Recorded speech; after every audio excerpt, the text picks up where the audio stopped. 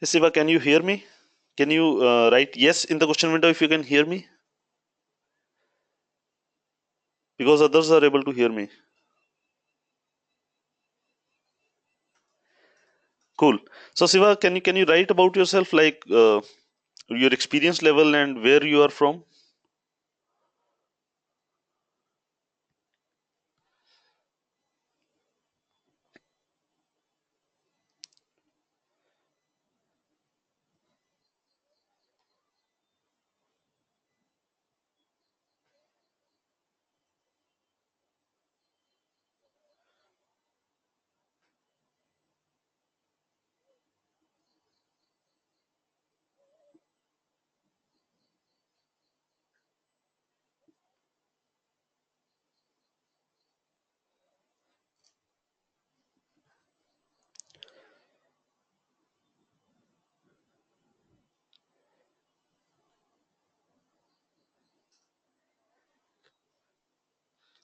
Okay, guys, this is for everyone. Can everyone also, kind of let me know the expectation from this course, like what level you are at currently, so that I can set the tone accordingly?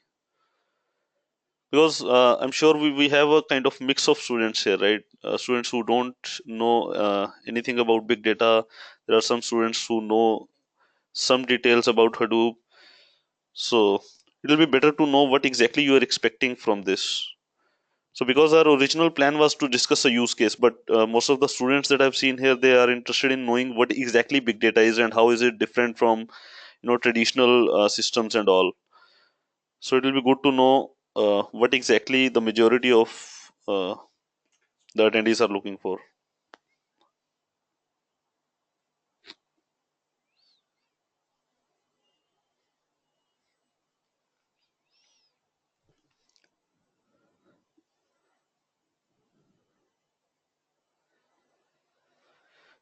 Okay, so Siva is also kind of new in big data. All right, so most of our students, I guess, are pretty new.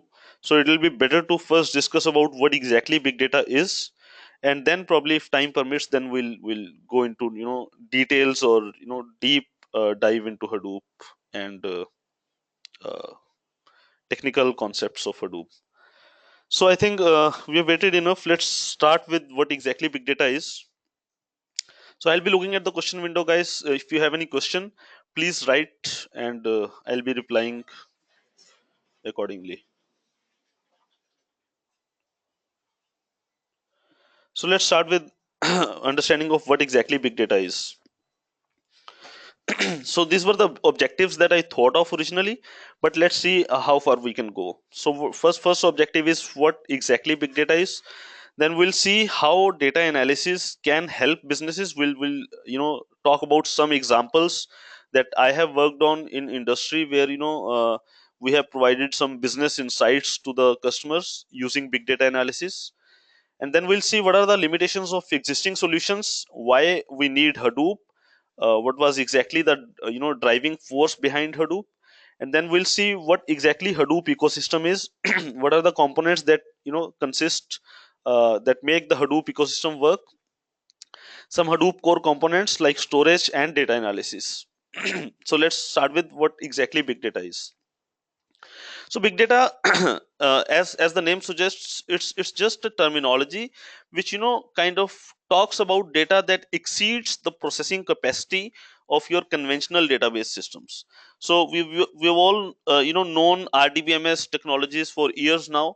So we used to have pretty much static data in past, and that data used to get stored in your relational databases, and we used to run select queries on top of these databases to perform any analysis that we wanted. So mostly, if you see the database technologies, they are more you know uh, designed for transactional systems like banking systems, right?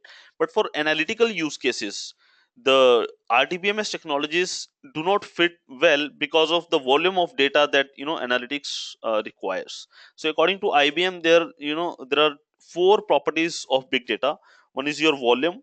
Volume means obviously the data is huge in size. Second is velocity, Velocity means your data is coming at such a speed that you'll have to process it within a certain time duration, otherwise you'll lose the business advantage. For example, Twitter is generating around 6 to 7,000 tweets per second, right? So now you are getting millions of records every hour. If you want to do any perform any meaningful analysis on this data, you'll be have to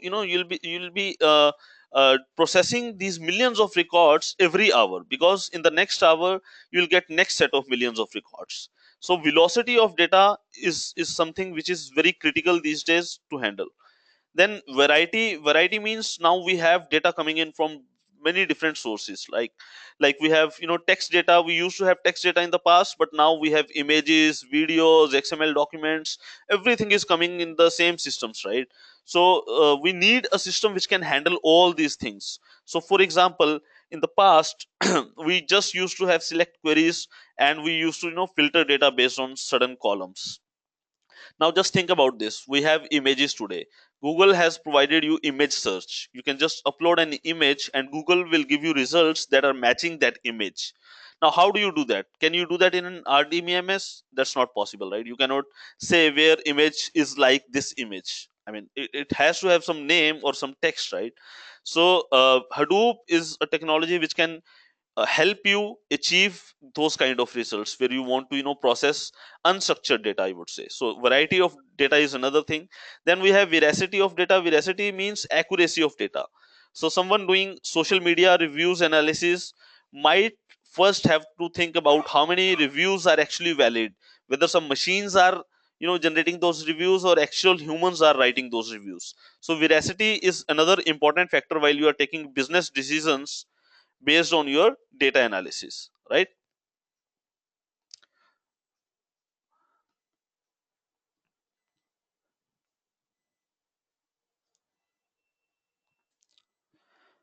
Now, just a few examples where a lot of data is being generated. So, if you talk about New York Stock Exchange, it's generating more than 1 terabyte data per day. Now, a lot of analysis is required, to be done on your stock exchange data. For example, if you ever open bscindia.com or any stock exchange website, you'll see that they show a lot of trends in every stock for the past 1 year, and then they also show a correlation between one incident and the price of the stock. All these things are called data analytics, right? Where you can predict what's going to happen tomorrow based on the events that have happened today, right? So if you perform some data analytics on different factors in the past, on the past data, you can predict up to some extent what's going to happen tomorrow, right? So that is a very important use case of big data analytics in stock exchanges, right? Facebook hosts about 10 billion pictures taking up 1 petabyte storage. Now just think about how do you process such a data in traditional RDB mesh technologies. Now there are millions of sensors that are generating huge amounts of data. You have Twitter, LinkedIn, telecom operators generating thousands of records per second. Unstructured data, as I already told you, like is exploding. Unstructured data is like that does not have a fixed structure that we used to have in the past, right?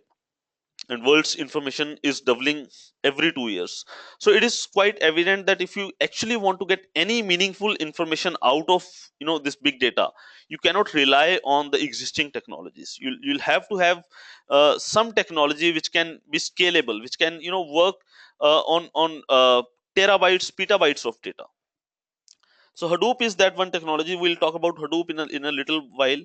Let's first talk about some of the use cases. So big data has use cases in almost every domain: financial services, transportation, health and life sciences, telecommunications, utilities, IT, retail, and law enforcement. You name any vertical domain, and you'll see big data finding its use cases in that domain, right?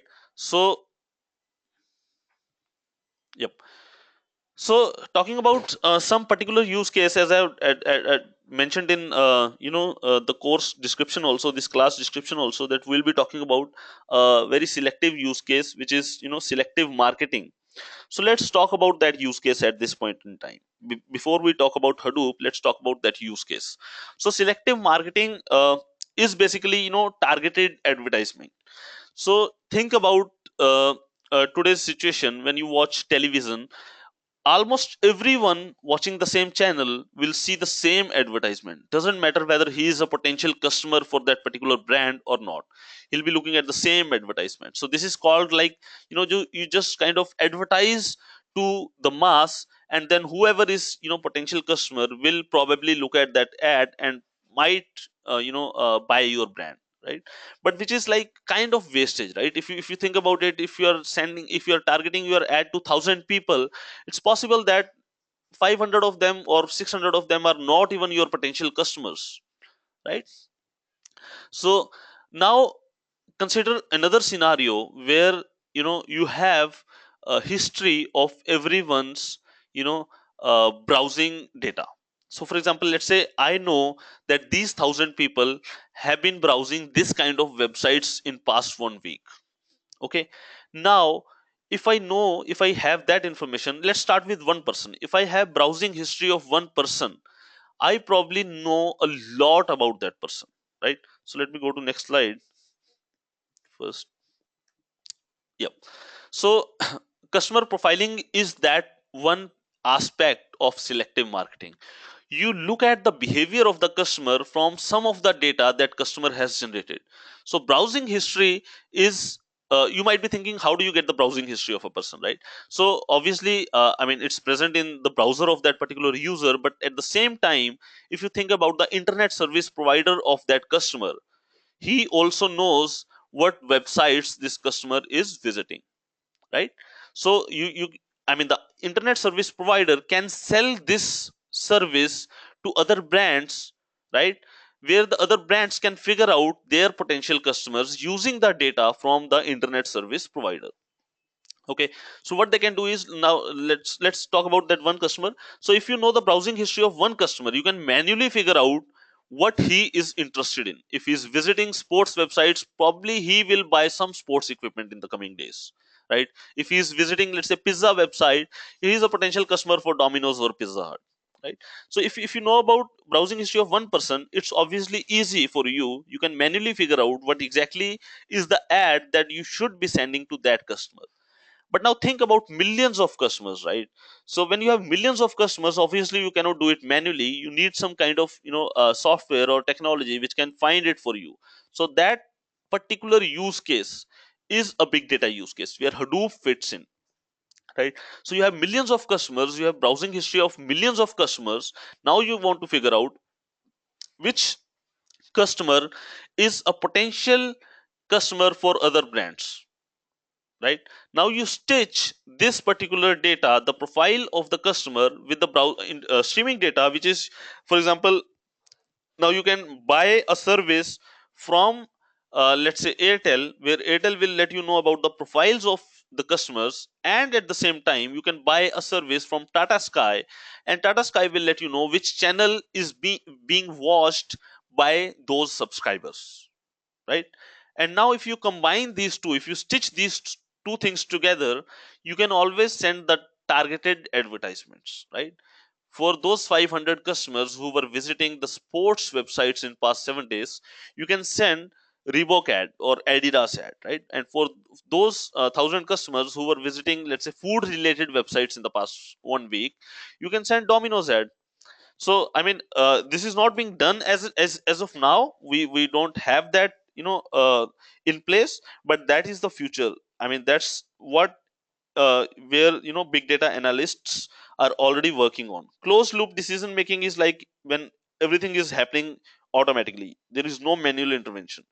You have set up your profile, analysis, you have set up your stitching analysis, and you have set up your system in a way that your system figures out what profile is being, is watching which channel, and then you send the corresponding advertisement to that particular channel. Does that make sense, guys? Any questions so far? Oh, Siva is saying he's not able to see any slides. Let me see.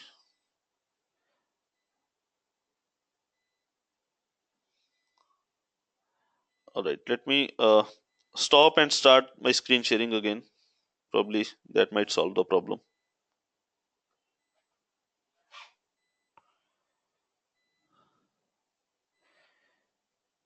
Can you see it now, Siva? Cool. Anyone else having any problem? Okay, everyone else is able to see. So, any questions so far, guys?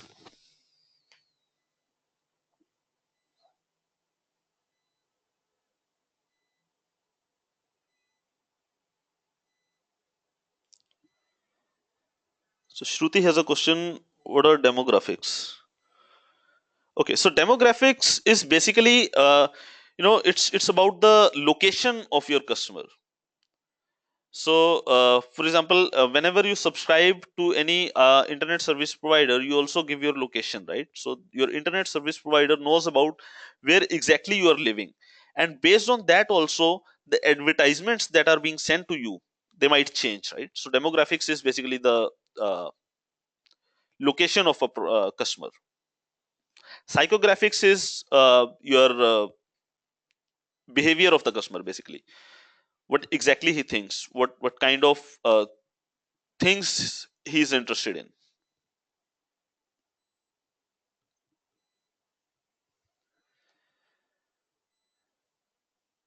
Any other question, guys?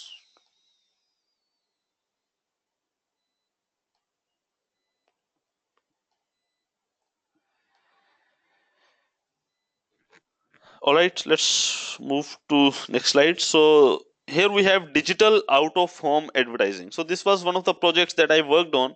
So basically what we did in this project was, so you must have seen a lot of advertisement boards on the sides of the highways, on top of the buildings, right? So these advertisement boards are basically placed in today's world pretty much randomly, right? Wherever you see a lot of people would be crossing a particular highway, you put an advertisement board, right? But now again the same problem, how do you figure out whether your potential customers for that ad or for that particular brand are actually crossing that area or not, right? So what we did here was we took the you know call data records of subscribers of a particular area, and then we figured out what which subscribers are making calls using the tower which is near to that particular location where you want to put an advertisement board. Now just think about it. You have the profiles of all these subscribers who are making calls in that particular area. All right. You know about their name, their address, you know how much bill they are paying monthly, right? So you kind of, in a way, you can figure out what kind of financial level they are at, right? You also know whether they are males or females. You also know at what time of the day these guys are actually crossing that highway, right? Whenever they are making calls, right? What time of the day they are present at that particular location most of the times. So now combining all these things together, you can figure out what kind of ad will make more sense on this particular location, right? So that's what we did for one of our US clients, and it actually proved to be very, very successful.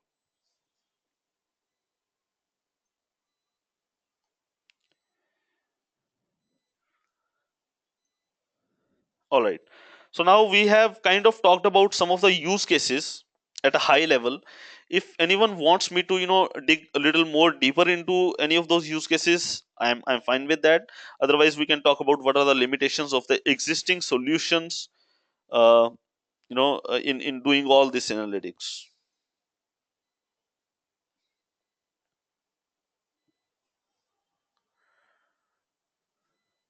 Any questions, guys?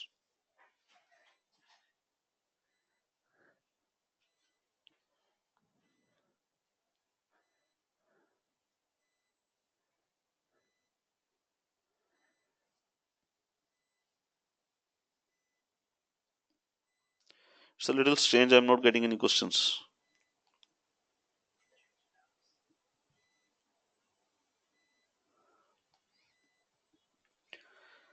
All right, so let's talk about what exactly are the limitations of existing solutions.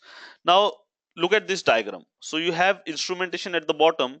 Instrumentation is nothing but sources of data. Your data is coming from some sources. So what happens traditionally is you collect that data and store it in a storage only grid. So you have your storage area networks, or SAN or NAS, and you store your data into a storage area network, right?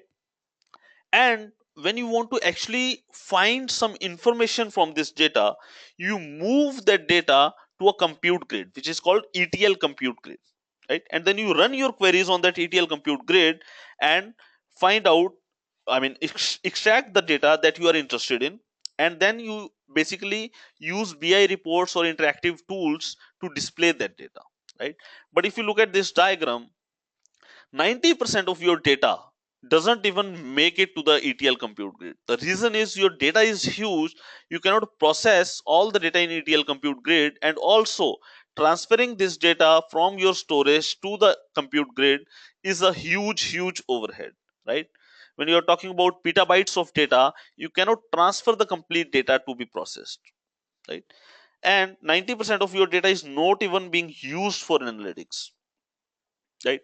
So what is the solution to this problem? I mean, one obvious solution that comes to mind is, if you combine your compute and storage, wherever your data is present, you just process it there itself, right? That could be one of the solutions. So if you look at the next slide, what Hadoop does is it combines the storage and the compute part. So wherever your data is stored, it will take the computation to those machines and it will process the data there itself, so that you are not moving your data around for it to be processed, right? So that is one, a very big advantage of Hadoop. It is the USP of Hadoop, unique selling point of Hadoop, where you don't, it basically kind of tries to ensure the data locality, which means your data stays wherever it is, and then you process the data there itself. So in Hadoop, you don't need to archive your data. Your data can be present there all the time, and you can process your complete data depending on your hardware. And also Hadoop works on commodity hardware. You don't need any server and highly expensive machines. You can just use your desktop grade machines, right? And you can keep adding more and more of those desktop grade machines, and your processing capacity keeps going up.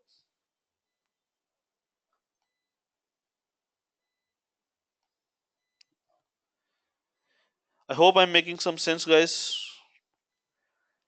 I'll be happy to to be interrupted if you have any questions. I can see that most of you are, because most of you are like beginners in this big data course or technology. So I can understand that there won't be much questions. But still, if you have anything in mind, I am happy to take that up, even if that is not related to what I'm talking about right now. I'll be happy to answer your questions.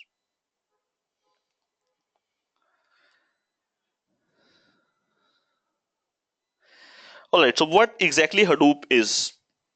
So Hadoop is nothing but a framework, that kind of makes parallel and distributed processing of large data sets simple for programmers. So it's you can think of it like helper tools which you can use, that kind of makes you just think about your business logic, and the implementation of that business logic is made very simple by Hadoop. So now just think about it. Let me ask you a question actually. So let's say you want to sort a lot of numbers. Is it an easy problem? Is it a tough problem? What do you think? Can you all work on this problem, sorting numbers?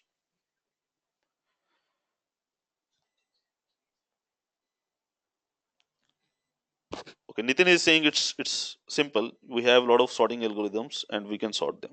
So now, okay, your sorting algorithms, what they actually do is they load these numbers in memory, they sort them, and then they write them back, right? Now just think about it. Let's say uh, you have millions of numbers, okay, and you have two machines with you, or let's say more than one machines with you, maybe five machines or 10 machines, right? Now can you use these extra machines to speed up that process? Because if you are sorting millions of numbers on one machine, you have two problems. One is you might not even have enough RAM on that particular machine to sort all these numbers, to load all these numbers, right? Second problem is, even if let's say you have RAM, or even if let's say you implement a solution which you know loads partial numbers in RAM and keeps rest of the numbers in disk, and then does the sorting, and then finally merges the all the separate sorted chunks, still it's going to take a lot of time, right? Your other 9 machines are lying idle. Can you think of a way to use all these 10 machines and make your sorting faster?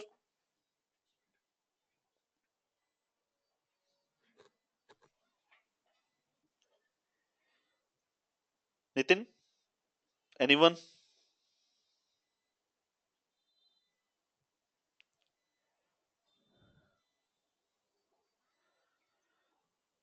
Okay, yeah, that's a good answer. Yeah, so Nitin is saying I'll divide the file into 10 chunks. I'll put all the 10 chunks on separate 10 machines. I'll sort them separately, and then I'll merge them. That's a very good solution, right? So that is the natural way of thinking. You will divide your work across machines. Every machine will do its own work, and finally you will kind of merge the results back on some machine, which you may call as master or whatever, right? So at least all these machines are working in parallel to solve a particular problem, right? Now, that is exactly what Hadoop does for you. So now, when you were sorting numbers, you would have been dividing them manually, putting them on separate machines, and you would have been running your logic on these separate 10 machines, and then you would be combining, and you'll be writing scripts or code to do all this splitting and then merging and all that stuff, right? Whereas your business problem or your core problem is just sorting of the numbers, and you are spending most of your time in you know uh, uh, framework related activities, which is like splitting the file, putting it in on different machines, and then running your business logic on those machines, and then merging the results. So Hadoop does all these other activities and lets you focus on your business problem. It is open source, so a lot of development is happening in Hadoop. It is free, there is no license fee. It provides a scale out architecture. So when I say scale out architecture, let's again take the same example. So when you had 10 machines, you would have probably written a script which would divide your input data into 10 different splits. You will copy these splits on these 10 machines, and you'll run your business logic, right? Now tomorrow, let's say instead of million numbers, you get billions of numbers, right? If you get billions of numbers, obviously you are going to get slow, right? Because now every chunk is going to be bigger, and your 10 machines might not be able to sort these numbers within a specified time. Now probably what you will think is, okay, let me go for instead of 10 machines, I'll go for 50 machines. But now you will again change everything that you had written. Now you will kind of write your scripts or your framework helper activities in a way that can use 50 machines, right? So you'll be changing a lot, and then there will be a kind of I would say ramp up time or downtime, in which time you will be just changing these things and you won't be actually processing data, right? Whereas in Hadoop, it provides a scale out architecture, which means anytime you can just add more hardware to your cluster, and you don't need to change anything else. Hadoop will start using the new hardware, and it will speed up the jobs. I hope that makes sense.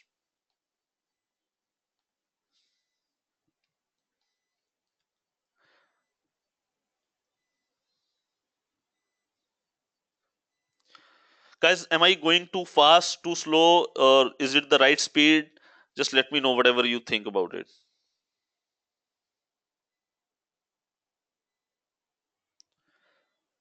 And I would love to hear questions. It'll be great if it is more interactive than it is right now.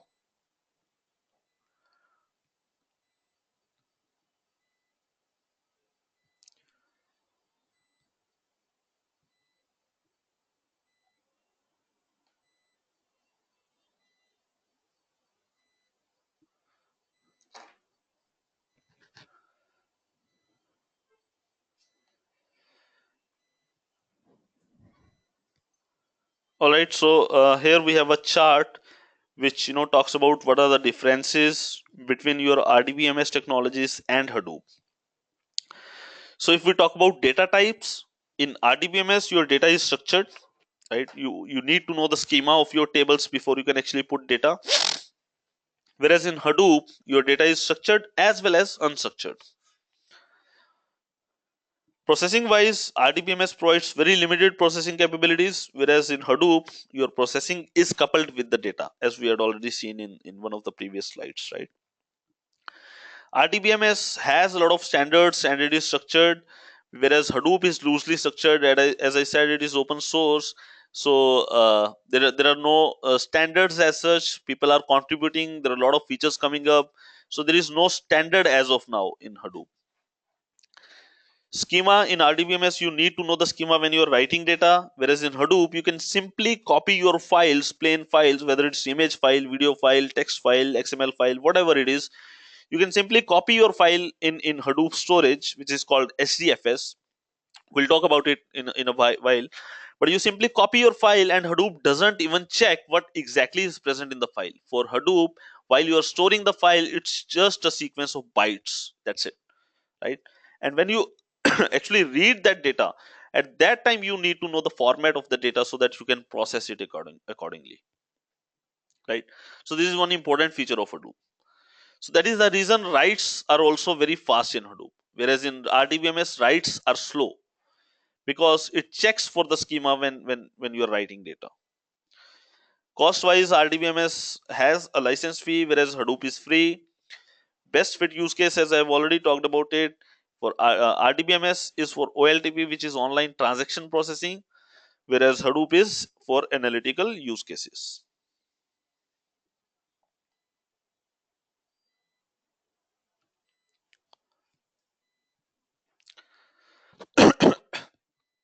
So before I move on to some key features of Hadoop, I would like to have some questions from some of you, because I mean, without having questions, it's difficult to imagine that you guys are actually uh, understanding what I'm talking about.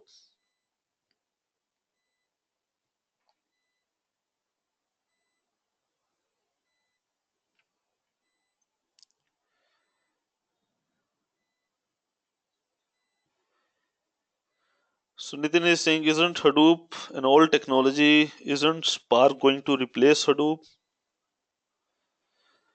No, no, no. So basically, Spark is obviously an advanced technology, but Spark and Hadoop are not in a battle, right?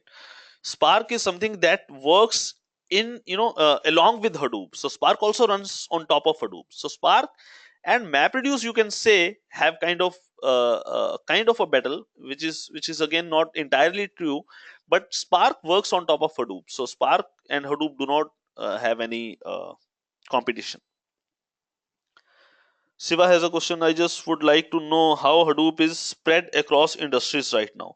So, Siva, Hadoop, I can tell you that almost each and every industry, wherever you can think of, voluminous data, each and every industry is talking about Hadoop, has started using Hadoop. So I've worked for a lot of clients, who first tried to use Hadoop themselves, then they kind of outsourced their analytics part. But wherever data analytics is happening, Hadoop is the choice, because of its scale out architecture, right? So when Facebook started, they had a few million users, so they were using the traditional RDBMS technologies to store their data, and suddenly they realized that their users are growing at so fast pace that these technologies cannot handle that volume of data, right? So uh, they had very hard time shifting, switching the technologies, because all other technologies had a limit. So for example, if you talk about Excel, it can load some data up to megabytes, right? The moment your data goes into gigabytes, your Excel fails. So all these technologies, they had a limit associated with them. Whereas when you talk about Hadoop, as I said earlier, you just keep adding hardware, right? And you don't need to change anything. It will keep scaling for more data, right? So almost every industry today is talking about Hadoop, is using Hadoop. There's a lot of requirement for Hadoop developers. In my career of 10 years, I have interviewed a lot of people where I wanted to hire Hadoop developers or big data developers, whereas I could not find any, and I had to find people based on other skill sets, and then I had to train them myself, right, to be big data developers or Hadoop developers. Did I answer your question, Siva? Cool.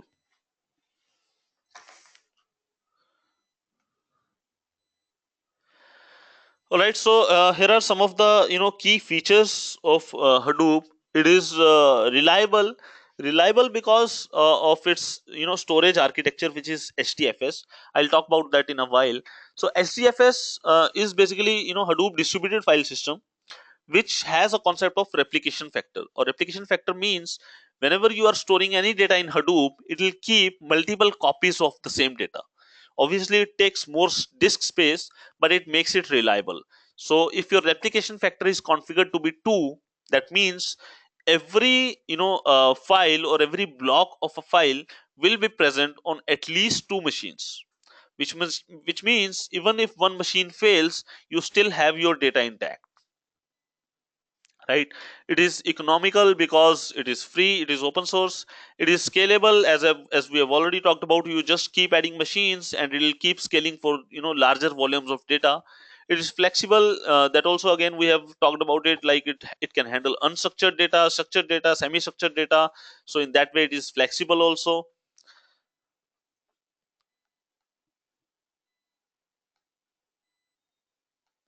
right?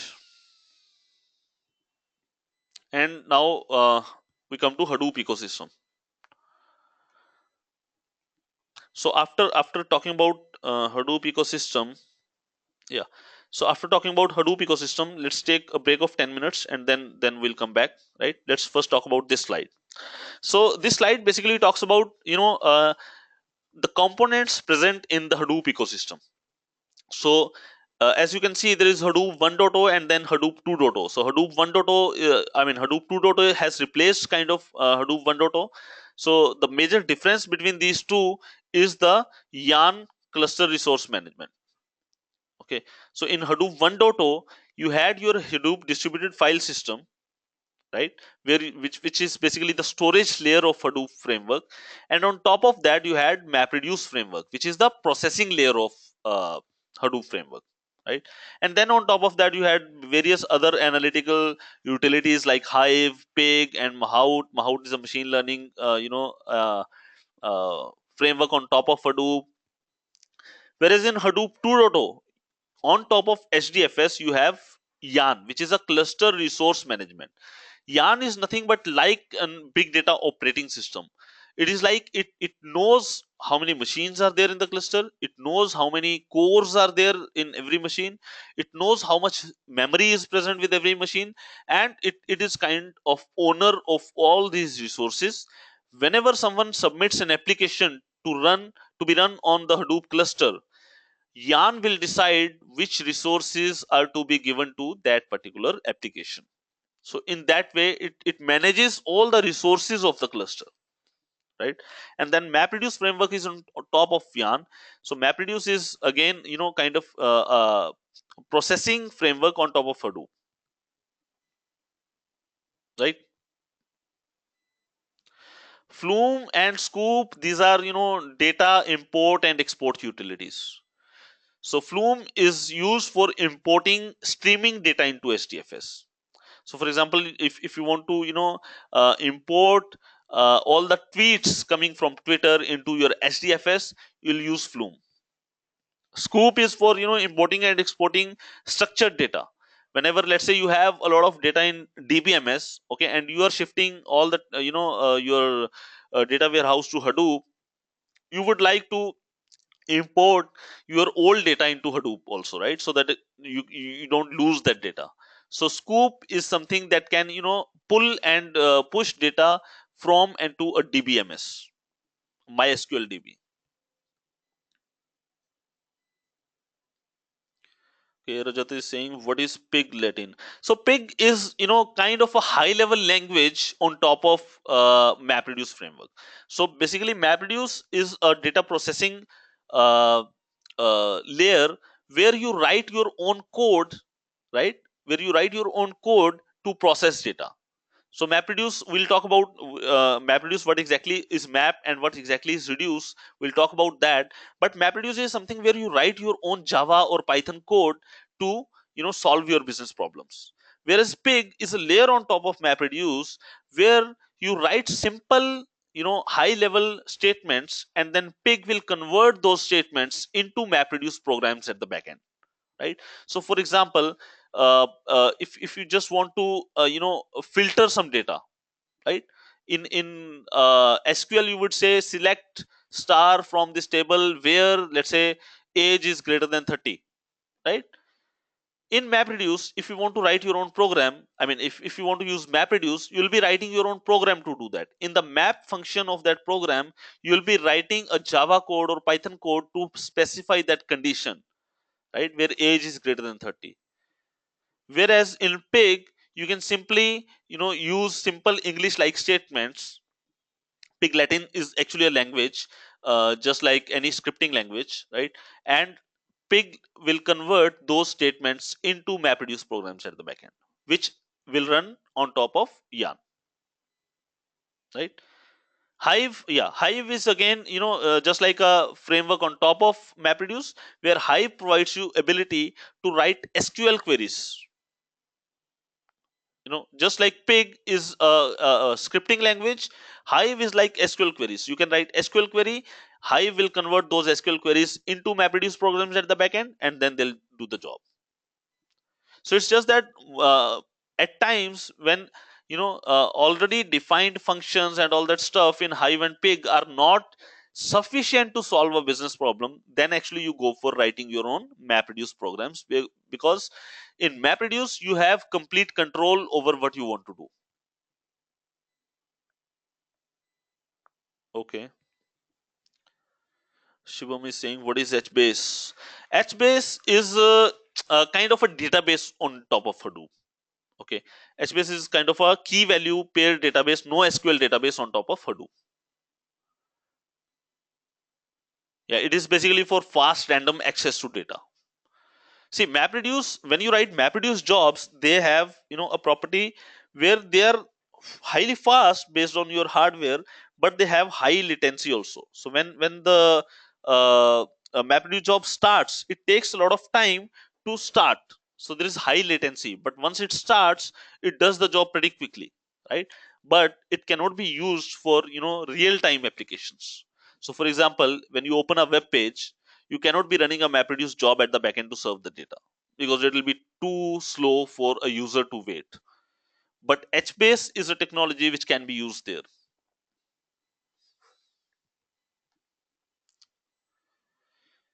Any more questions, guys, before we go for a break of 10 minutes?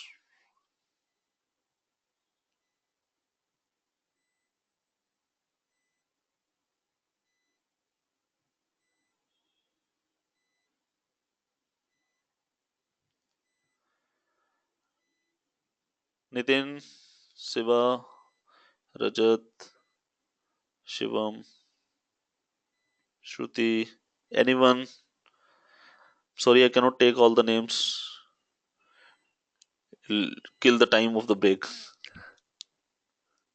All right, so let's come back at 9:10 a.m. Okay.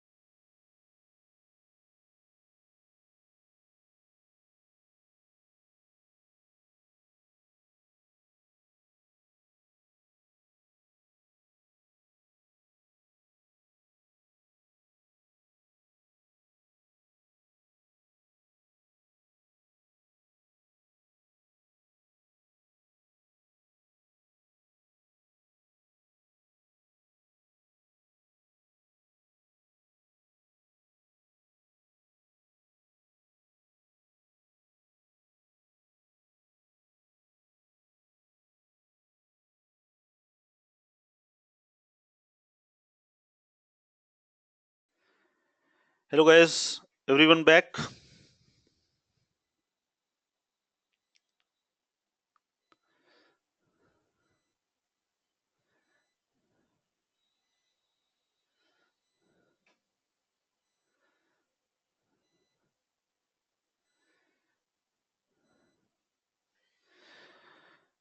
All right, I think most of the students are back. So let's wait for just one more minute. I think two, three students are still not in.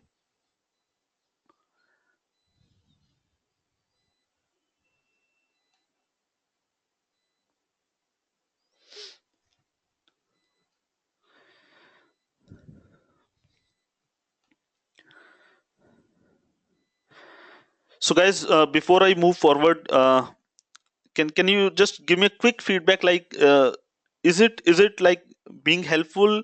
Is there anything missing? Is there anything that I'm just talking about which doesn't make much sense? A quick feedback. I hope it's at least kind of making you think.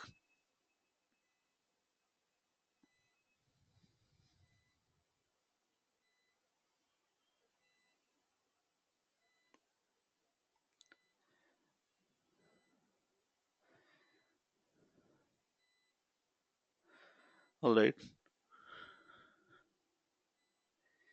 cool. Most of you seem to be at least getting some concepts.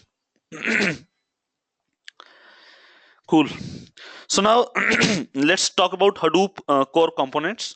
So as I said earlier, there are basically two parts to Hadoop. One is your storage, where you store data, and another is processing of data.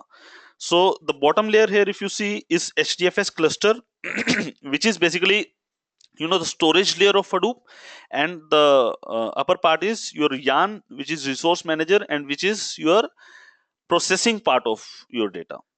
So your storage is basically made of a name node and a lot of data nodes. So you can think of this orange box as the master of the system, and these green boxes as the slaves of the system, right? So together they form the cluster. Okay, in storage we talk about name node. Name node is the master of the storage system, and then there is a data node process running on every slave node. Okay, they communicate with each other to handle the storage part of Hadoop. Similarly, in the processing part, you have a resource manager and then a node manager running on every slave node. Okay, and together they handle the processing part of the Hadoop framework. All right, so let's talk about a little bit more on the storage part. Okay, why do we need HDFS? So now think about it. Let's say you have one machine which has four IO channels. Okay, every channel has a speed of 100 megabytes per second. Can someone please tell me how much time will it take to read 1 terabyte of data on this one machine? If you have 1 terabyte of data, you have 4 IO channels. Each channel can give you 100 megabytes per second. So, in other words, total you have 400 megabytes per second. How much time will it take to read data from this machine? Read data of 1 terabyte. Can anyone answer that? So, while you guys are thinking about this, Siva has a question.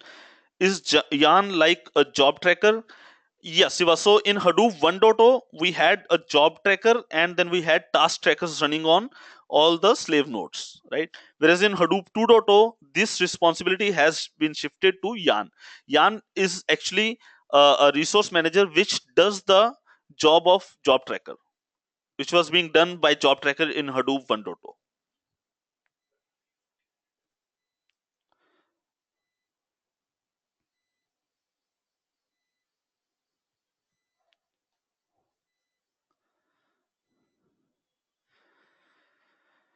So anyone with this answer? Okay, Nitin is saying around 43 minutes. Yeah, which is true. So let's calculate that. So you have 400 megabytes per second, right? So your 1 terabyte data is 1000 gigabytes, or 1 million megabytes, right? So if you are reading 400 megabytes in 1 second, how much time will you take to read 1 million megabytes? So you just divide it by 400, you get around 2500 seconds, which is roughly about 41 42 minutes. I think because I have taken a factor of 1000 here for gigabyte to megabyte conversion, so that's why it's coming around 41. Otherwise, it will be like around 43 minutes. Right now, think about the second situation where you have 10 machines. Your data of 1 terabyte is distributed on these 10 machines. Okay, and now each machine has 4 IO channels of 100 megabytes per second each. Now, how much time do you think will it take to read 1 terabyte of data? Yeah, Siva is saying approximately 4 minutes. That's absolutely correct. So, because you have, you can parallelly read from 10 machines in this case, so it will take around 4.3 minutes, right? So, that is one, big advantage of distributed file system. So, that is the way Hadoop distributed file system stores its data. It basically distributes the data across the machines present in the cluster, right? So if you look at HDFS architecture, you have a name node which is like master of the system, and then you have data nodes which are like commodity hardware and running the data node processes, right? Your master just maintains the metadata about the whole file system. Okay, so your name node will know what files are present in the system, what blocks are associated with the files, and where exactly those blocks are present on the data nodes, right? But actual data blocks are present on the slave nodes, right? You have a kind of a block size configured in the HDFS, which means, let's say if your block size is 128 megabyte, right? And if you're trying to write a file of 200 megabyte in the system, the framework will divide this file into two blocks. The first block will be 128 megabytes, the second block will be 72 megabytes, and then it will store those two blocks on these data nodes, right? And again, then there is a concept of replication factor. Let's say if you have configured your replication to be 2, then each block will be present on at least 2 data nodes, which means you can handle failure of at least one data node.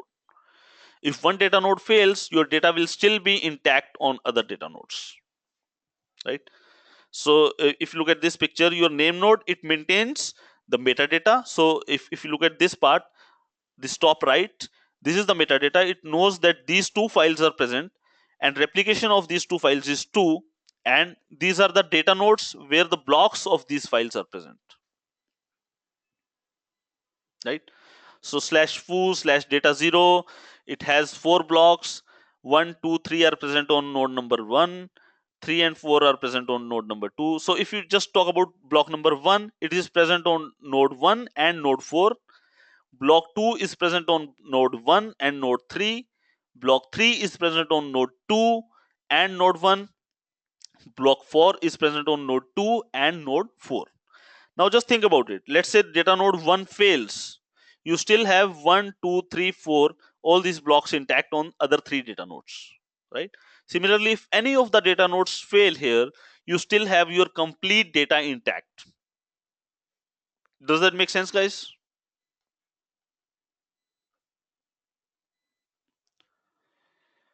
Can you kind of visualize how exactly your data is being stored in HDFS? So I don't want to actually confuse you guys too much, so I won't go into further details at this point. But if you have any question, we can take that up.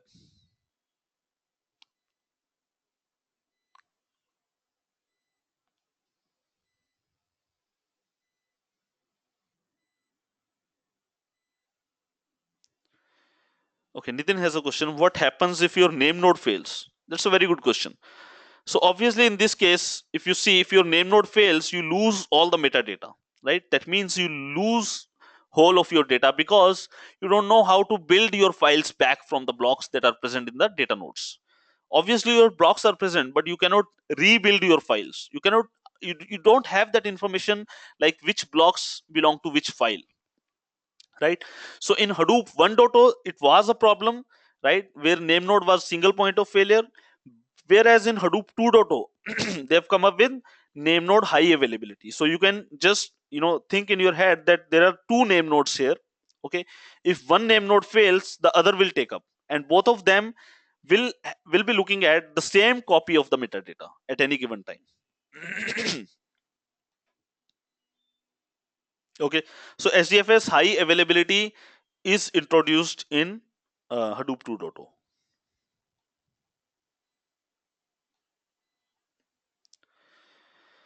Cool. So how does a file write happens?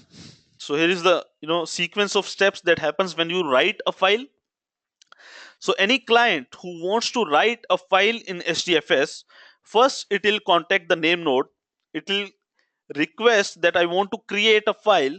Okay, name node will let the client know what are the data nodes where it can write the blocks. Okay, and then client will write those blocks on those data nodes. So the write happens in parallel. So let's say if your client is writing two blocks, the write of these two blocks will happen in parallel. So the client will send both the blocks using separate threads to this data node, but the replication of the blocks happens in sequence. That means when this data node receives let's say block 1, it is the responsibility of this data node to transfer the same block to the next data node in the chain for the replication. This process happens in sequence. So if your replication factor is 3, let's say, this data node will send the block to second data node will send the block to third data node. So this thing is happening in sequence. Okay, from client's point of view, the moment it writes the block to first data node, the write is successful. This data node will reply with an ACK that your data has been written, and after that this data node will be responsible for replicating the block to second data node, and then second data node will be responsible for replicating the block to third data node, right?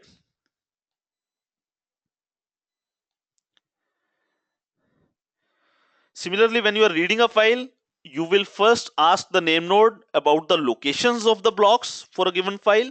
Name node will let you know the locations, and then the client will directly talk to those data nodes where the blocks are present.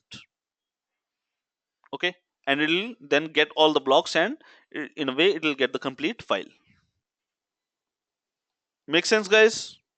Any questions on read or write?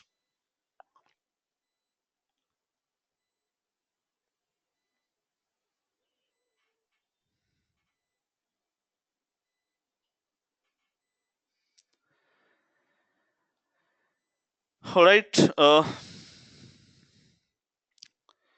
so we have talked about the storage part, and then in the processing part we have, as we talked about it, we have MapReduce, which is like custom Java or Python code to solve complex business problems, mainly used where data is completely unstructured.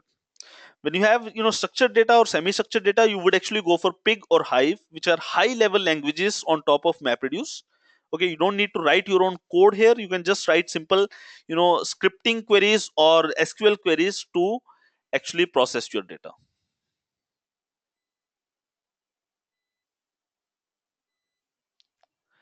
Make sense, guys?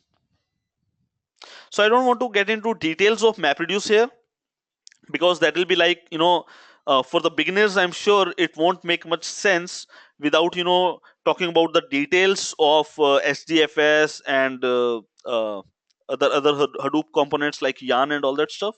So I don't want to get too much technical in this first session. So I would suggest you guys read about these things more, and probably in our next trial session you can learn more about MapReduce, which is mainly on MapReduce, right?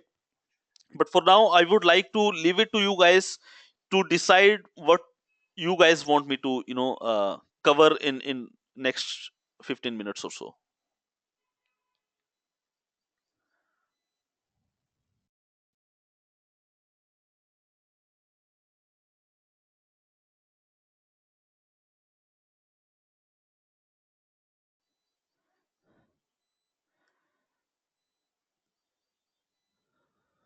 So guys, while you are thinking about it, I would also like to tell everyone that obviously you have already seen that we also provide full course on Hadoop and big data, right? And you guys can visit our website, which is selfreflex.com, and you can register for a course of your choice. So we have mainly big data and Hadoop courses. Our next batch is starting on 16th April, right? It will be a batch of 5 weeks, and the classes will happen on Saturdays and Sundays from 8 a.m. to 11 a.m. So it's total 30-hour course, okay, where we'll be covering everything of let me go back to this. Yep. So we'll be covering what is Hive. We'll get into details of Hive, hands-on on Hive, Pig, MapReduce. We'll understand in deep what exactly Yarn is, HBase, HDFS, Flume, Scoop. All these things will be covered, in depth in that course. And also we'll also provide certificate at the end, which kind of has some value in the industry. We've seen people using that certificate to get recommended in companies, get referred in companies. So companies are actually giving value to that.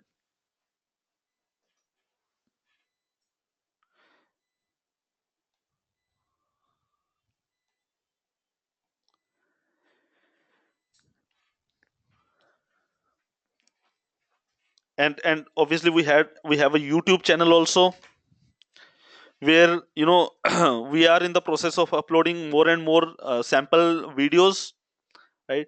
So probably you'll find some part of this session also. We'll upload some part of this session also on our YouTube video channel. So please visit that also. And we have a Facebook page where you can get some more updates about what's happening. So we recently actually visited a college also, where we gave a seminar of 3 hours for the students on big data and Hadoop technologies. So all this stuff is available to you. You guys can visit all these pages and channels and all that stuff. And if you want to register for any of our courses, you can write to us at training@theselfreflex.com. So with that, I don't want to continue and confuse you people more with deep concepts at this time. So if you have any question, let's take them up. Otherwise, I'm ready to wrap it up. Nitin, Rajat, Shruti, Sai Kumar,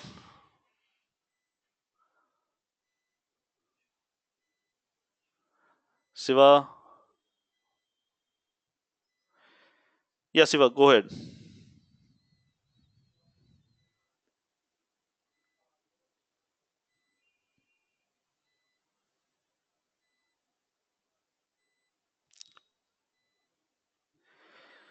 So Siva is saying Spark is going to overtake Hadoop in any way in near future. So Siva, I think Nitin has also asked this question a few minutes back. So Spark is not going to overtake Hadoop, because Spark is a technology which works along with Hadoop. So Spark is different from MapReduce in a way that MapReduce is only for batch processing, one, and MapReduce works on data stored in disk.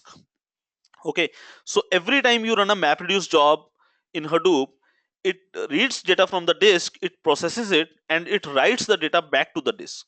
Your data is distributed on HDFS, and MapReduce works on top of that, right? Your Spark again also works on top of HDFS, right? So the first time it reads data from HDFS, but Spark has a concept of resilient distributed datasets, which is nothing but distributed dataset in memory. Okay, so Spark is not going to overtake Hadoop. You can say Spark is better than MapReduce, but MapReduce is then just one part of Hadoop. Hadoop is an ecosystem, right? MapReduce is just one part of Hadoop. Spark works along with Hadoop. So I have actually worked on a lot of deployments in Spark also. Okay, and Spark has not replaced Hadoop. Spark and Hadoop work together. There are a lot of use cases where Spark works better than MapReduce, right? It's an ecosystem. So Spark is part of the same ecosystem. You can say there is competition between MapReduce and Spark. I mean, even that is not entirely true. There are some use cases where MapReduce fits better, there are some use cases where Spark fits better. But most of the times your iterative machine learning algorithms that require you to process the data again and again. In case of MapReduce, you write your output again and again to disk, and then you again read it back, which makes MapReduce a little slower. Spark addresses that problem by using in memory processing. In Spark, when you process some data set, your results are in memory. You can again process your results, and again your results are in memory, right? So that makes it faster than MapReduce.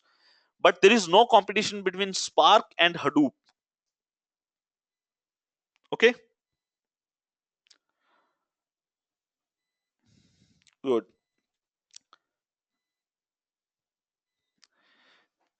Any other question, guys? So Nitin is asking about the course. He's saying, do you also have some projects in the course? Yes, Nitin. So during the course, we'll be working on some industry real life examples also, and at the end of the course, we'll have two live projects. Okay, where we have data from real data from industry, and we'll be walking you through all the steps of developing those projects. You will be responsible for developing the project end to end, and on completion of the projects you'll get certificate, and there will be all kind of help available in developing those projects. So those projects are mainly designed according to all the concepts that we'll be learning, and you'll be using all those concepts to develop those projects.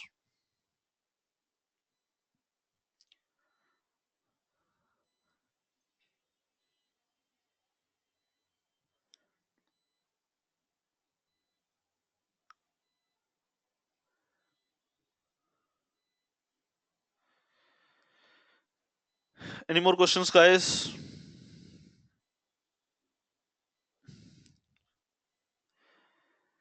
So here's the summary of what we have talked about today. So Hadoop basically provides you low cost, scalable data storage and parallel processing features. Hadoop is suitable for data analytics using batch processing. Hadoop is not suitable for real time processing. Please note that Hadoop, actually, I would say this is kind of a misnomer here again. MapReduce is not suitable for real time processing, I should say, right? And for that, you have Spark streaming. And then we talked about some of the use cases where companies can find useful business insights using Hadoop. It's pretty new in the market and hence lacks proper resources, and that's where we are trying to fill those gaps, where we are trying to train people to be Hadoop developers, and big career opportunities in big data world. Believe me, guys, I have faced this problem myself in our company, where we wanted to hire a lot of big data developers, but we didn't find any. And actually that is the point where I hired other people and I started training them, and that was the point where I realized that I should be actually working full time in a training industry.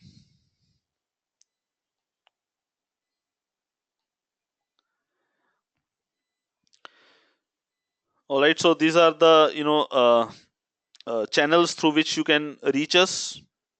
You can write to us at this email ID. You can visit our Facebook page. You can visit our YouTube channel. You can visit our website. And for your information, guys, we have one more free session coming up next week. Okay. So we should be having that information on our website soon. I think right now we decided the time to be 8 a.m. only, but that time might change. So please, check our website in 1 or 2 days. We'll finalize the time, and then you can register for that. So that is all from my side. So guys, please, at the end of this session you will get a feedback form. I request you all to give that feedback, because that will be very valuable to us. And if you are planning to join our next free session, or if you are planning to join our course, that feedback is going to help us and help you also. So that's it from my side. Thanks a lot for joining, guys. Thank you, everyone.